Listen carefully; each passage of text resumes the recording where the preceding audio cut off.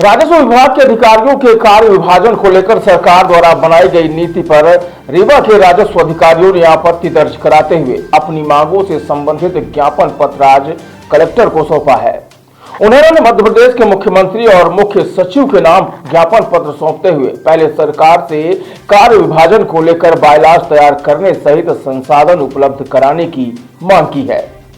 दरअसल अपनी विभिन्न मांगों से संबंधित ज्ञापन पत्र सौंपने कलेक्ट्रेट कार्यालय पहुंचे राजस्व अधिकारियों ने जानकारी देते हुए बताया कि सरकार द्वारा वर्तमान में सभी राजस्व अधिकारी, तहसीलदार और नायब तहसीलदारों के लिए न्यायिक और गैर न्यायिक श्रेणी में विभाजित करने का पत्र जारी किया गया है।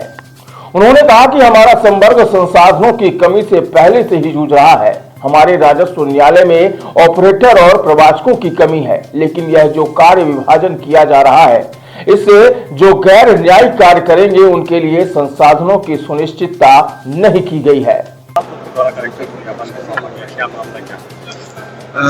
वर्तमान में सभी समस्त राजस्व अधिकारी जो है तहसीलदार और नायब तहसीलदार, इन्हें न्यायिक और गैर न्यायिक श्रेणी में विभाजित करने का शासन का एक पत्र जारी हुआ है। चूँकि अभी हमारा संवर्ग संसाधनों की कमी से जूझ रहा है।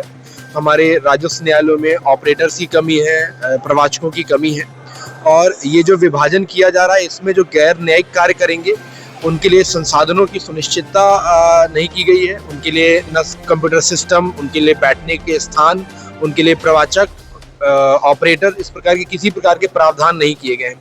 तो जिस प्रकार से वर्तमान में हमारा संवर्ग संसाधनों के अभाव से जूझ रहा है, तो उसी प्रकार से आगे भी संसाधनों के अभाव में हम अपनी क्षमता के अनुरूप कार्य नहीं कर पाएंगे। जबकि शासन की जो भी योजनाएं आती हैं, चाहे वो हमारे राजस्व अभियान हो, उसमें पूरे हमारे राजस्व संघ ने, हमारे राजस्व अधिकारी ने उत्कृष्ट कार्य किया है।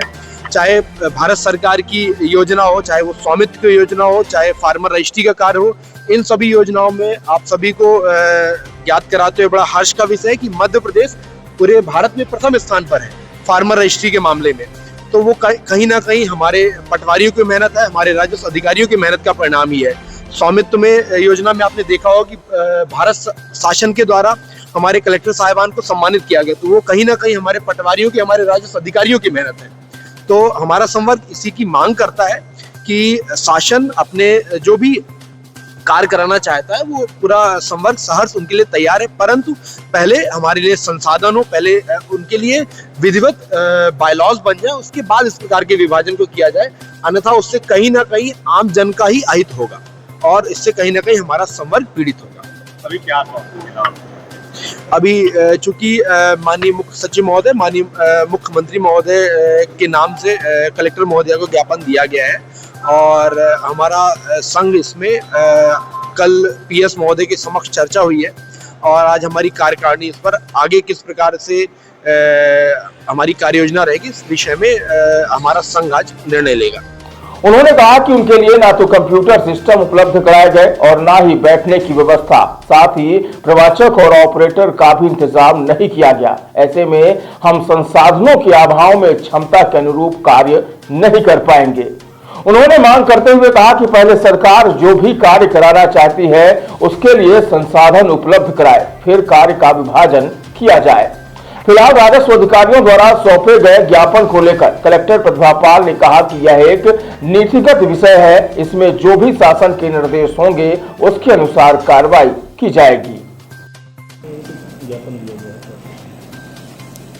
अभी सभी तहसीलदारों द्वारा ज्ञापन दिया गया है कि राजस्व सेवा और अन्य सेवाओं के बीच में जो कार्य विभाजन होना है उसको लेकर के तो नीतिगत विषय है, तो इस पे जो भी निर्देश शासन के होंगे उसके अनुसार कार्रवाई की जाएगी।